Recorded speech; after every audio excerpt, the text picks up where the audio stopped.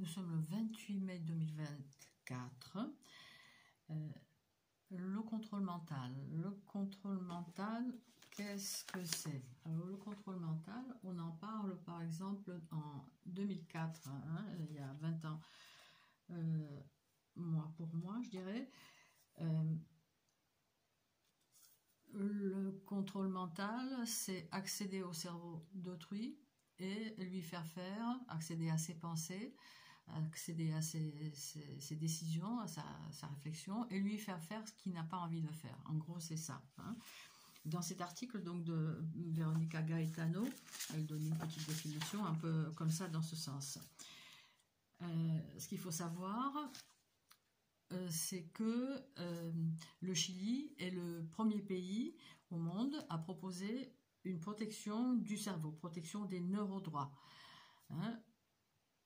Aujourd'hui, on a accès au corps des individus, au vôtre aussi peut-être, à distance, hein, via des technologies,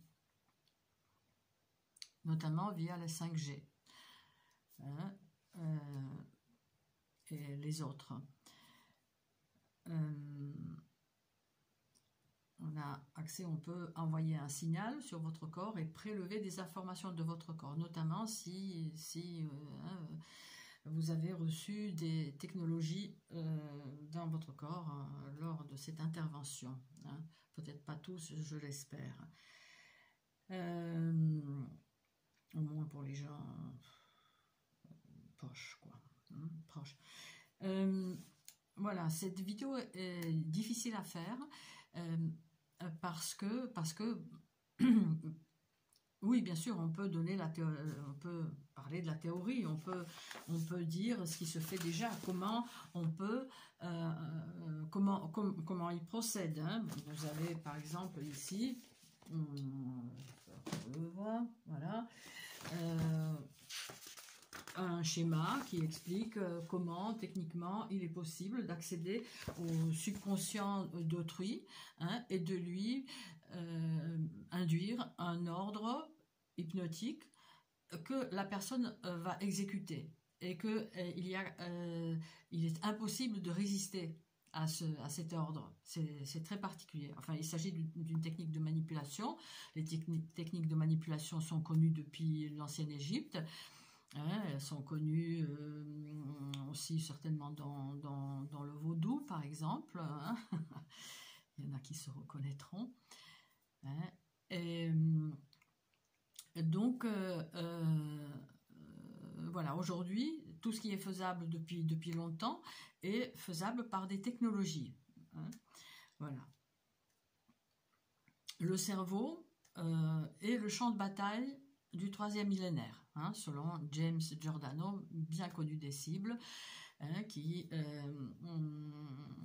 voilà, explique ça à son auditoire de futurs agents, Dr Giordano. Voilà, alors juste un petit cadre, mini cadre de ce que c'est avant de donner quelques exemples. Notamment celui de tout à l'heure, hein, de cet après-midi, hein, qui me reste de travers et qui m'a décidé de faire cette vidéo alors que franchement j'avais autre chose à faire. Alors donc ces techniques de manipulation de subconscient ont été développées notamment par Dr Igor Smirnov dans le but vertueux, pour aider les toxicomanes à guérir. Hein. Il avait inventé une machine qui par des sons inaudibles à l'oreille, mais perçus par le subconscient, pouvait les influencer, par exemple. Hein. Voilà, c'est un peu plus complexe, mais bon, en gros. Donc, à propos donc, des schémas que je viens de vous montrer, il est possible, Eleanor White, hein, une ingénieure en électronique, je crois, il est possible d'hypnotiser une personne ciblée sans que cette personne ne s'en rende compte depuis une cachette et sans laisser de traces ou de preuves. sympathique. Hein. Alors, juste encore une information, je l'ai expérimenté sur ma personne, cette manipulation avérée, c'est-à-dire que je sentais que j'étais pas dans comment il se faisait que j'arrivais pas à trouver une rue qui se trouve à 5 minutes de chez moi, quoi. Enfin bref, bon, je transpirais à grosses gouttes, je sentais qu'il y avait quelque chose qui n'allait pas. Bon, ça fait 10 ans que je suis cible, individu cible, donc bon, j'ai appris à connaître cette criminalité qui est au fond une criminalité étatique, hein, parce qu'il y a beaucoup de choses qui se font, qui peuvent être réalisées que parce que l'État est derrière avec les satellites, etc., hein, avec toutes ces technologies, voilà. Alors juste donc ce que disait docteur, comment il s'appelait, hein, je l'ai mis. Voilà, Persinger, voilà, un article paru dans la revue Science et Avenir en juin 2001, hein, c'est loin tout ça, hein, et depuis ça a bien progressé. Hein. Donc, dans cet article cite un texte alarmant écrit par Dr Persinger en 1995 intitulé « Contrôle électromagnétique à distance de tous les cerveaux » où il envisage de façon théorique, hein, de ce Dr Persinger, la possibilité d'une manipulation des consciences via les émetteurs magnétiques sophistiqués, hein, via toutes ces 5G et compagnie. Nous y sommes. Hein. Voilà, Dr Barry Trower, un ex-agent bien connu aussi des cibles, un monsieur qui est aujourd'hui pas loin de 80 ans, qui est devenu lanceur d'alerte. Voilà.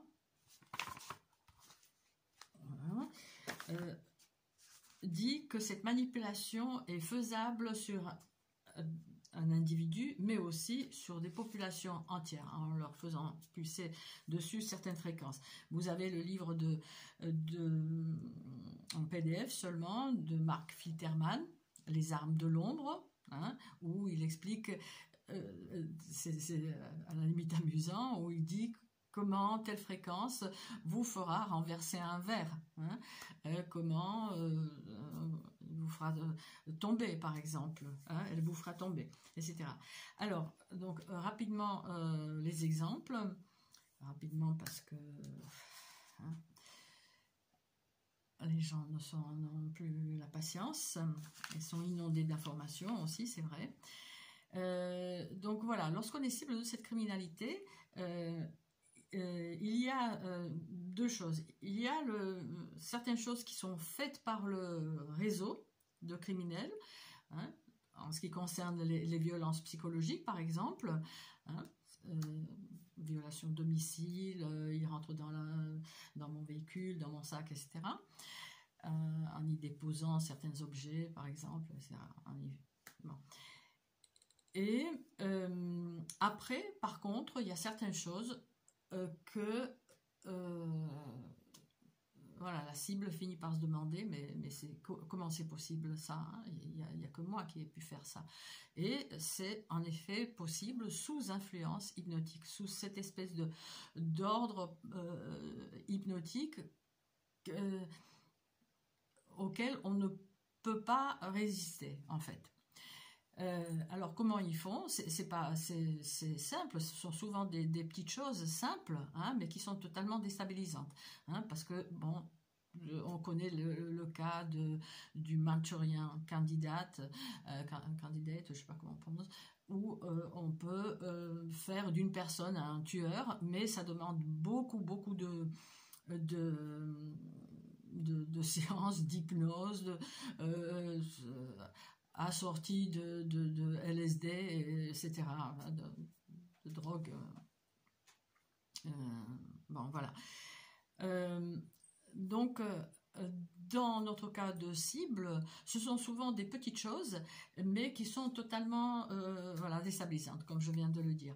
Alors, je commence par un exemple d'il y a 10 ans, lorsque tout ce cirque a commencé, lorsque j'ai compris que les gens qu'on rentrait chez moi, qu'on avait les clés, j'ai fait changer les clés, ça, je ferai une autre vidéo là-dessus parce que ça c'est épique aussi. Et qu'est-ce que je fais? Comment je fais? Donc, ce que j'ai essayé de faire une fois, c'est de scotcher les portes, les fenêtres, un peu comme ça, je le montre là, je sais pas, on le voit. Voilà, vous voyez donc des bandes de scotch, j'en ai mis que 3, mais voilà, j'en avais mis jusqu'en bas. Hein.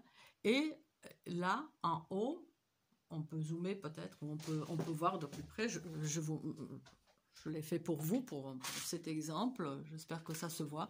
Vous avez 2 bandes de scotch hein, qui sont rentrées dedans. C'est comme ça que je les ai retrouvées le matin, au réveil. Alors, je vous prie de croire qu'il y a 10 ans, lorsque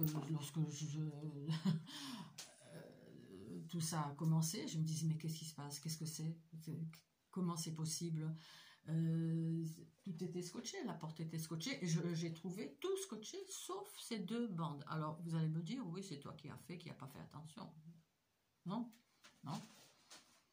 Ou alors, oui, sous influence. C'est-à-dire, hein, je l'ai fait moi, après on a effacé on en a effacé le souvenir. L'effacement des souvenirs, la manipulation de la mémoire, c'est un jeu d'enfant pour ces technologies. Voilà. Est-ce que c'est moi qui, sous un ordre hypnotique, ai ouvert la porte? Genre, l'ordre hypnotique, genre, voilà, il y a quelqu'un de tes proches qui vient, tu ouvres la porte. Hein? Non, voilà. Est-ce que c'est une tierce personne qui a fait, qu'elle est sortie et que moi j'ai rescotché derrière? Je ne sais pas. Le fait est que, voilà, je l'ai trouvé comme ça. Donc, voilà un exemple. Un autre exemple.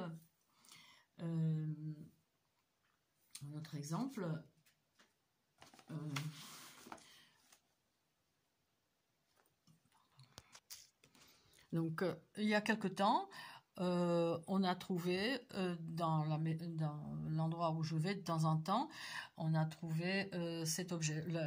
La capture d'écran a été faite récemment, mais ça s'est passé il y a quelques années même. Et après, quelque temps après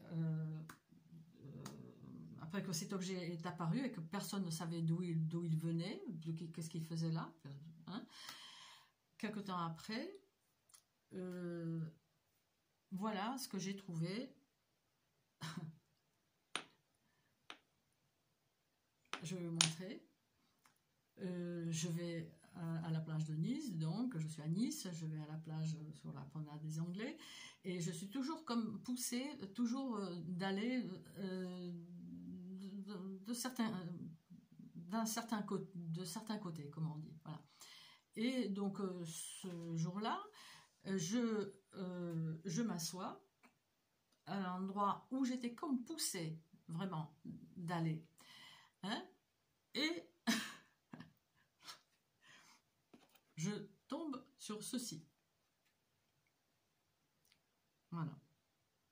Hein, il y a une ressemblance énorme avec ce petit objet. D'ailleurs, c'est comme si c'était un objet agricole, un petit objet agricole comme l'autre, taillé dans un galet d'ailleurs. Hein, voilà, hein, il y a l'endroit, le trou pour le manche. Voilà, donc voilà un deuxième exemple. Trouver ça, enfin bref, bon, vous en penserez ce que vous voulez, mais voilà. Alors, troisième exemple, je vais essayer de la faire courte. Il est apparu sur mon balcon dans un pot, le 3 avril de cette année, un œuf de pigeon. Bon. Hein. Le lendemain, un autre œuf de pigeon. Vraiment, qu'est-ce que je vais faire, hein? Bon. Je vois la femelle qui le couvre. J'ai des photos, hein, j'ai des photos avec les dates et tout. Je pars en week-end, quelques jours après, je rentre du week-end et les œufs ont disparu. Alors bon, hein, On me dit oui, c'est un rat, c'est une fouine, c'est ça.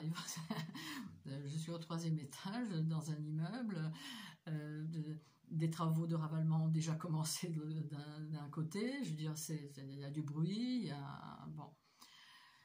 Donc je pense que c'est le réseau de criminels qui pratiquent les violations, les intrusions à domicile, qui les ont enlevés. Mais très bien, j'étais contente parce que bon, qu'est-ce que j'allais en faire, hein? Sauf que le 23 avril, un autre œuf apparaît et il n'est pas couvé. Hein, là, il y a une femelle qui est là sur le lampadaire en face, elle vient vaguement, elle repart. Alors est-ce que c'est un œuf de pigeon ou est-ce que c'est un œuf de poule, je ne sais trop quoi, je ne sais pas. Je regarde ça, bon, hein, très bien. Le lendemain, il y a un témoin qui l'a vu, je lui ai montré, je lui ai dit, tu te rends compte, encore un œuf, le 3e, déjà, qu'est-ce que c'est que cette histoire? Le lendemain, le 24 avril, je rentre, donc, j'entre vers midi, je vais pour voir, oui, l'œuf y est toujours pas couvé, bon, ben, donc je m'assois du coup à côté, sur mon balcon, j'ai une chaise, donc je m'assois pour manger, tout. Après je viens, je vais à mes occupations, et au bout de 2 heures, oui je le vois, il y était, hein, et vers les 14 heures, je sors et l'œuf n'y est plus. Cet œuf a disparu entre midi et 14 heures, ce 24 avril 2024. Alors, qu'est-ce qui s'est passé? L'année dernière, la situation s'est produite, donc une fois, l'année dernière, je trouve un œuf de pigeon, mais qu'est-ce que j'ai fait l'année dernière? J'étais prise, pas de panique, mais je me dis, qu'est-ce que je vais en faire? Il va y avoir des fientes de partout, je prends l'œuf, paf, et je le balance par-dessus bord. Voilà, paf, écrasé en bas. Alors, concernant donc le contrôle mental, comment il se fait que cet œuf a disparu entre midi et 14 heures, alors que j'étais là, j'allais venir, il y était, et puis tout d'un coup il n'y était plus. Est-ce que c'est moi, sous influence, tu prends l'œuf, tu effectues la même chose que tu avais déjà faite, hein? Donc est-ce que c'est ça? Est-ce que c'est quoi? Comment après bon, j'ai essayé de trouver, mais c'est même pas la peine de partager ce à quoi j'ai pensé, mais voilà, ça pourrait être un exemple donc du contrôle mental. L'exemple suivant concerne ce qu'on appelle une vis de cicatrisation. Cette vis de cicatrisation est vissée par la dentiste, dans mon cas, une dentiste comme ça, parfaite, qui vise donc ça, et ça fait toujours, ça fait mal, hein, donc il a fallu plusieurs essais, etc. À chaque fois ça faisait mal. Cette dent de cicatrisation, cette vis de cicatrisation, 3 jours après qu'elle a été mise, je me la retrouve dans la bouche et j'ai manqué de l'avaler. Sur ça, téléphone, elle est étonnée, elle n'en revient pas. Bon, ben peut-être que j'ai pas bien vissé. Non mais attendez, une dentiste qui connaît son job et qui a dû visser un petit peu, au moins un petit peu. Ça a fait quand même un petit peu mal, donc ça a été vissé. Ces dents se dévissent. Alors, bien sûr, je pense, dans mon cas, je pense au fait que ça peut être dû au fait, là pour le coup, j'ai pas pu le faire moi, mais que c'est le réseau de criminels, mais comment ils sont rentrés? Ça a pu être fait que dans mon sommeil, si tant est que ça a été fait. Bon, hein, que c'est moi qui aurais pu ouvrir, voilà. Mais après, bon, c'est vrai que ça me paraît quand même énorme parce que il faut des outils spéciaux, il faut donc bon, je pense que c'est quand même un peu gros, mais voilà, je le note, je le note. Hein. Elle faisait les billes comme ça, hein, la dentiste, hein, c'est quoi. Et à propos de ça, euh, donc une fois les soins terminés, j'y suis allée pendant plusieurs semaines, pendant plusieurs mois, hein, de janvier à avril. Elle me dit, mais c'est quand même incroyable que vous qui avez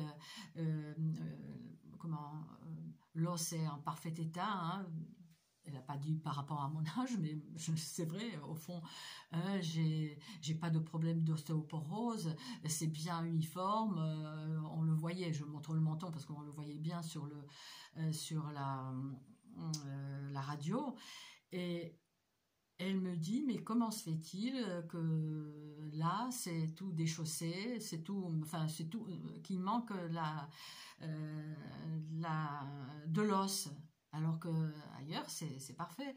Et comment se fait-il que vos dents tombent comme ça, les unes après les autres? C'est pas normal, elle me dit. Bon, c'est là, j'en parlerai ailleurs, parce que, enfin bon, là, j'ai parlé moi après. Pourquoi c'est pas normal? Mais bon, c'est une information que les gens se prennent en pleine poire, donc, enfin bref. Euh, Ce qui est difficile de voir dans cette criminalité, c'est que c'est qu'est-ce qui est fait par le réseau et qu'est-ce que j'aurais pu faire moi-même, hein, sous influence. Hein. Donc voilà, je donne quelques exemples. Il y a un bouti c'est une couverture provençale, ben, piquée à la machine, un bouti jaune, d'un jaune magnifique, que j'ai apporté dans un appartement de 2 pièces, hein, pour couvrir un canapé, où j'habite pas, mais bon, je l'ai apporté là-bas. Le bouti a disparu, personne ne sait où il est. Alors c'est moi, sous influence, qui l'aurais mis à la poubelle. La cible peut faire, on peut lui faire que globalement ce qui correspond un peu à sa conscience, enfin pour le dire comme ça. Donc voilà, donc là je pense que c'est pour le coup le réseau de crapules qui rentre partout où rentre la cible. Hein. Un autre exemple, les sangsues. Les sangsues, il y a quelqu'un de mes proches qui a fait, donc il a posé 2 sangsues, hein, quelque part, enfin sur son corps, donc pour faire un soin. Et donc l'une des deux, bien grosses, quand elles sont repues, sont grosses, énormes, enfin grosses, une grosse limace, mise toutes les deux dans un bocal, vous savez, les bocaux à confiture avec un gros couvercle, hein, qui était peut-être pas fermé avec le petit truc en métal, mais voilà, dedans. Le lendemain, il y en a une qui manque. Alors là, oui, mais ça peut arriver, c'est une sangsue qui a bu, qui est repu, elle ne bougera pas pendant plusieurs jours, voire plusieurs semaines. Hein. Voilà. Donc il y a ça. Donc qu'est-ce qui s'est passé? Qu'est-ce qui s'est passé? Bon, j'étais là, c'est vrai, j'étais là. J'étais là. J'ai passé la nuit à cet endroit-là. Donc qu'est-ce qui s'est passé? C'est moi, c'est des tiers. À propos des sangsues, un autre exemple, on en a apporté 2 autres pour quelqu'un d'autre dans cet même endroit, dans cette même maison, qui était à jeun par contre, donc elles peuvent être filiformes, elles peuvent être, elles peuvent passer vraiment par des mini trous, mais elles étaient dans un bocal qui était vissé aussi, hein, qui était vissé juste par un tour, mais il était vissé. Je veux dire, la sangsue, donc il y en a une qui a disparu, hein, des 2 ou 3. Il y en a une qui est parue. Oui, elle est sortie par le couvercle. Oui, c'est ça, elle l'a soulevée ou quoi. C'est pas possible. Et puis quand elle cherche pas tant que ça à sortir, elle change vaguement. Après, quand elles ne trouvent pas à manger, elles économisent l'énergie. Elles sont là accroupies. enfin accroupi, collé contre les parois. Un autre exemple, cette fois-ci je vous montre ceci. Je ne sais pas si on voit la date, 28 mai. Ah non, oui, mais la vidéo en fait, elle est de 27 mai. Voilà, c'est là. Donc voici.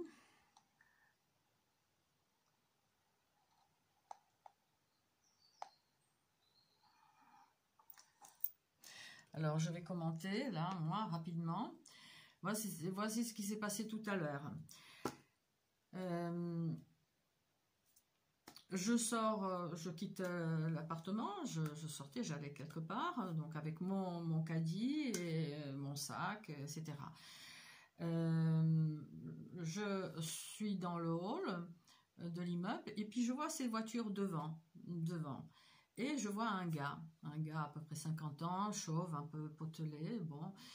Et bizarrement, j'ai pas envie de passer à côté, alors que je n'ai rien à cirer la plupart du temps. Hein. Vous pouvez me faire une, enfin bon, puis il était là peut-être pas pour moi la cible, hein, même si bon on fait attention, mais bon. Et là, je dis tiens, j'ai pas envie de passer à côté. Je remonte chez moi dans l'appartement, je ferme à clé un tour, je pense. La porte, je pose mon sac donc dans l'entrée par terre et les clés de voiture que j'avais déjà sorties dans une fraction de seconde je me dis je les mets dans la poche ou j'aime pas ces trucs là, il y avait le bip dessus, j'aime pas ces radiofréquences machin et je le pose rapidement comme ça sur les clés sur mon sac et je vais dans la cuisine pour pour voir si le gars est là. Il était là, on le voyait bien. Je vais vite pour prendre mon téléphone où je l'avais déjà. Et le gars regarde comme ça en haut et prend la voiture et se taille. Il s'en va. Oh, je dis bon, d'accord, bon, c'est pas grave. Je redescends. Donc je reprends mon sac, je ferme et je le mets dans le caddie. Je mets dans le caddie parce qu'il est lourd, le caddie. Donc je descends et le gars, la voiture, je me le retrouve devant une barrière fermée. Le bip sert pour ouvrir les barrières, hein, les bips que j'avais sur la clé. Il est là, il bloque la route. Je lui dis pouvez-vous enlever? Il s'enlève à peine et il reste là devant cette barrière fermée. Hein. Il était au téléphone avec quelqu'un. Je vais donc à ma voiture et je cherche mes clés et je trouve pas mes clés. Je trouve pas mes clés. C'est quoi ça? Je les ai posées. Je remonte.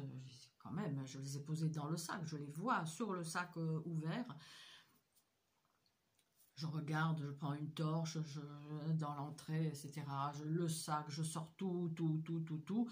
D'ailleurs, dans le sac, hein, j'ai cette petite pochette où j'ai normalement cette clé aussi, une clé.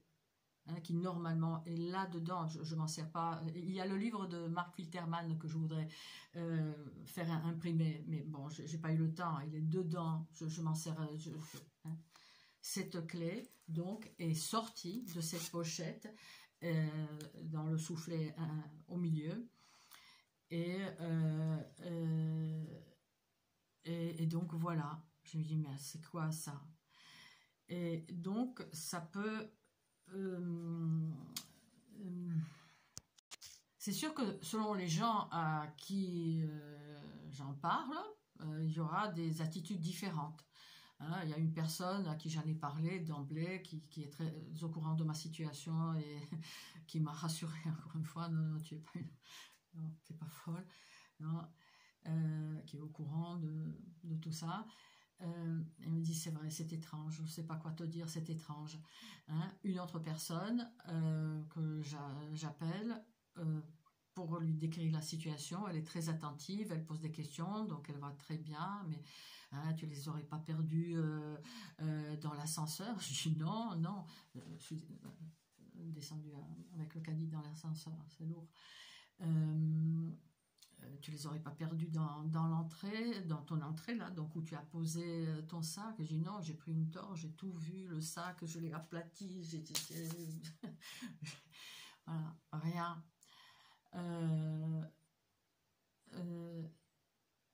Bon, ben, elle dit, bah écoute, de toute façon, les gens vont le retrouver. Tu es descendu par l'escalier pour voir s'il est pas. Je dis, non, je suis en cas où quelqu'un l'aurait trouvé peut-être dans le hall, mais dans le hall, je le tenais à la main, je suis montée avec, autant avec les clés de l'appartement que les clés de la voiture, hein, je suis très attentive, hein, à mes clés, c'est des emmerdes, le réseau le sait, il vous sera fait pareil, je vous souhaite qu'il vous sera fait exactement la même chose, hein, Seigneur, je ne sais pas, donc ça leur revient sur le coin de la gueule, pardonne-moi, mais bon, c'est quoi ça? Après, je prie, hein, un rosaire par jour, il est pour vous et pour vos enfants, hein, ça oui. Ça, c'est à peu près tout ce que je peux faire, hein, j'arrive à mes limites. Donc, les clés, je les avais en remontant donc chez moi, hein, et posées dans le sac, elles étaient. Donc, à nouveau, qu'est-ce qui s'est passé? Qu'est-ce qui s'est passé? Je les aurais... en ressortant de l'appartement... J'ai regardé bien sûr dans le caddie, tout a été mis à plat, tout. Dans l'ascenseur, tu les as perdus dans l'ascenseur. Je dis non, ça aurait fait un bruit. Oh, on peut ne pas entendre. Ah, c'est quelqu'un d'autre qui m'a dit. Quand même, hein, j'entends une feuille tomber. Hein. Et à propos de ça, à propos de ce qui a pu se passer, je ne sais pas ce qui s'est passé, je ne sais pas où sont ces clés. Mais une heure auparavant, j'étais devant le U, là avenue Durand, je téléphonais, j'avais une oreillette, et lorsque je l'ai sortie, l'oreillette, j'avais... bon, je dis, tiens, j'ai dû me boucher pousser le cérumen ou quelque chose comme ça, et en effet, ça s'est débloqué après un soin rapide, mais j'avais une tête, une pression, une douleur, les douleurs que je reconnais, hein, depuis 10 ans, hein, des douleurs, des brûlures, le cerveau comme brûlé, ça a duré un quart d'heure. Et après cette histoire de clés qui ont disparu, je me suis rendu compte que c'est pas pour la première fois qu'il y a une violence donc physique, c'est très invasive, et après il peut se passer un truc un peu comme dans le genre, hein, que j'en ai d'autres encore. Voilà. À propos de cette histoire de clé et de la clé USB sortie, à propos du gars qui est resté devant cette barrière fermée, parce que je suis coincée, du coup, je n'ai pas mon bip, hein, qui est accroché sur les clés. Je ne peux pas rentrer dans le parking de la copropriété ni en sortir. Hein. Donc, voilà, j'ai comme impression que c'est quand même une affaire criminelle et que le réseau me laisse entendre qu'ils sont derrière. Hein. Voilà. Une histoire de clé, déjà de clé USB, s'est produit une autre fois où je me suis fait voler 2 clés USB attachées par un bout de scotch dans un endroit où j'allais danser dans le temps. Ça s'appelait le Pacha, un truc comme ça. Pacha, c'est un ancien cinéma à Nice, où le réseau voulait savoir ce que j'ai sur ces clés, hein, ce qu'il y avait sur ces clés. Une clé noire et blanche ont disparu. Hein, voilà. Une troisième histoire de clé.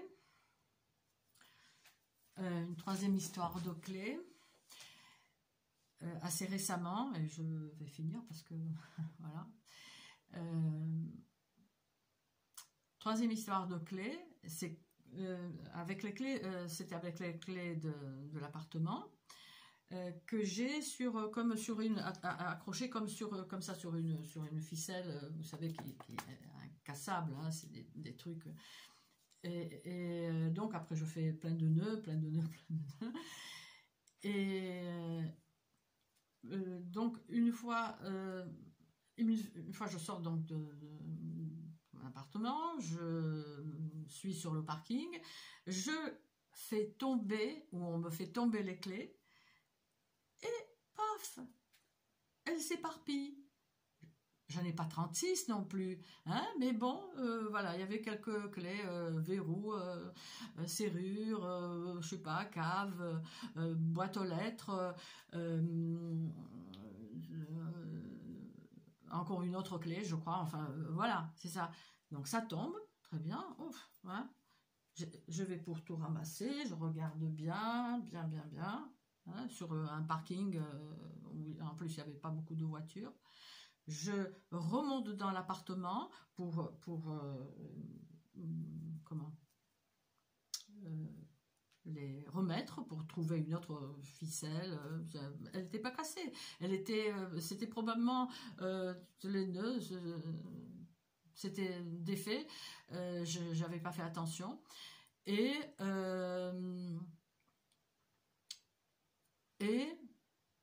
je me rends compte qu'il n'y a pas parmi toutes les clés que je tenais à la main, hein, que j'ai ramassées, qu'il n'y avait pas la clé que je tenais le poing fermé pour ne pas les perdre, ça, hein, qu'il manquait la clé pour le verrou.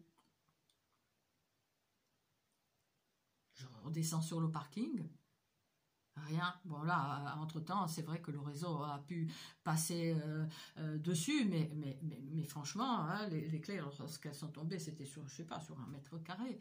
Donc voilà, tout ça, c'est bien sûr, c'est éprouvant, même si le réseau sait que... Le réseau met peut-être la seconde, parce qu'ils savent que leur singerie, leur connerie, mes fêtes, mes rentrées, mais bon, je gère, hein, ce qui me met en colère, c'est la violence physique, hein, hein, mais tout ça, voilà, allez vous faire voir. Et donc peut-être ils en remettent une couche. Donc un bonus pour ceux qui sont restés jusqu'à la fin. Donc voici l'outil agricole sortant de nulle part, hein, et que celui-ci, voilà, j'ai trouvé ça quelque temps après. Après, donc voilà, je sais pas, le fameux bouti, le bouti, voilà, c'est ça. Ça allait d'ailleurs avec le bouti qui a disparu, donc la couverture, hein. Ainsi, voilà la sangsue, vous voyez, grosse comme ça. Vous voyez le couvercle? Alors, mais attendez, hein, pour le soulever, hein. Donc, hein, comment se fait-il qu'elle ait disparu? Après, c'est l'histoire la vis de cicatrisation. Attendez, je coupe le son. Voilà, 12 avril. Voilà la vis de cicatrisation. Ça, c'est des carreaux. C'est petit, à peu près comme ça, hein. J'aurais fait même une capture quelque part. Où est-ce qu'elle est, la capture? Allez. Voilà, elle est là, la capture. Voilà, vis de cicatrisation, un truc comme ça. Attendez, un truc comme ça, même si c'était pas vissé complètement, mais ça a été vissé quand même, hein. Donc qu'est-ce qui s'est passé là aussi? Et après, bon, l'histoire des œufs, un œuf, 2 œufs, enfin bon, c'est juste pour le fun, je vous le montre là. Voilà, il y a un œuf là, un œuf ici. Est-ce que ça filme toujours? Je sais pas, je vois pas. Un deuxième œuf, voilà, c'était marrant, oui. Voilà, un deuxième œuf ici. Voilà. Et après, bon, ça a disparu. Là, j'ai filmé, mais bon, c'est pas la peine. Voilà. Voilà.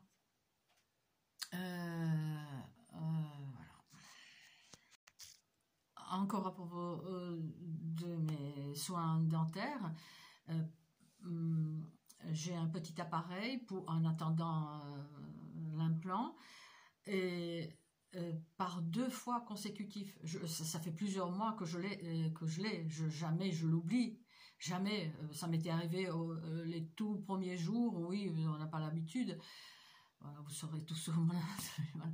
Et bien 2 fois consécutives, je l'ai oublié en allant chez la dentiste, alors qu'on devait faire des empreintes pour lesquelles il faut toutes les dents. Enfin, c'était important de l'avoir. 2 fois consécutives. Donc là, un mind control, pour moi, un contrôle du comportement évident. Et tiens, pour finir, l'histoire d'un taille-crayon.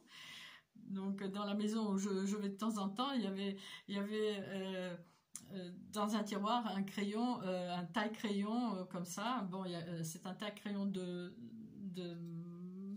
marque. Elle était là quelque part, la marque. C'est un taille-crayon pour tailler les crayons de beauté. Alors, je demande à la personne, tiens, je vais te le prendre, je vais te donner un truc ordinaire, hein, comme ça, un bakélite. Très bien.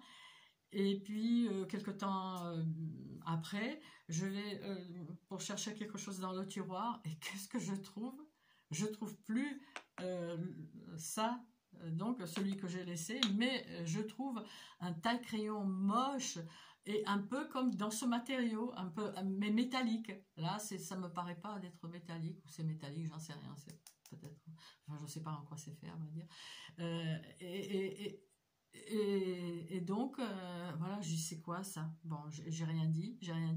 Et celui-ci, je me le suis retrouvé ici. Alors, est-ce que c'est le réseau qui rentre? Le réseau rentre de toute façon partout, rentre la cible, hein, ça c'est un fait.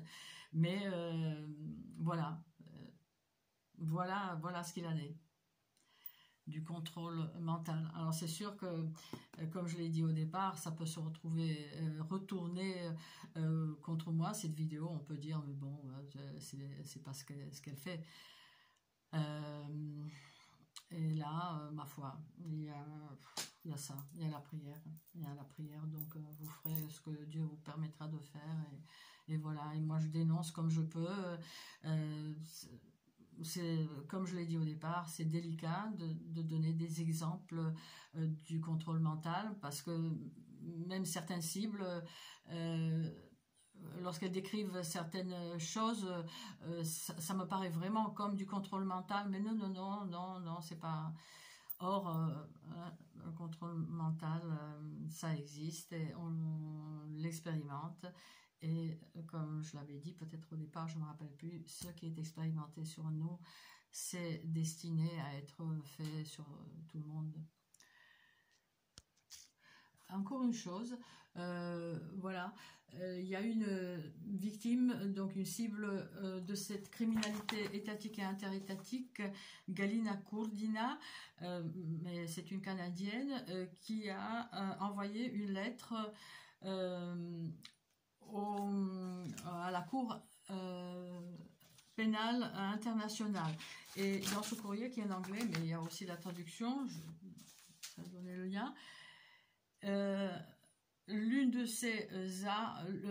L'un des effets de ces armes psycho-électromagnétiques, enfin de ces nouvelles armes, est la manipulation du comportement, paroles forcées, mouvements corporels involontaires, actions induites, transmission de commandes spécifiques dans le subconscient, hein, faisable depuis, donc c'est moi qui le dis, par les Russes, hein, Igor Smirnov, exécution forcée de ces commandes, une impossibilité de résister à une commande de ce genre-là, qu'il vous soit fait selon vos œuvres.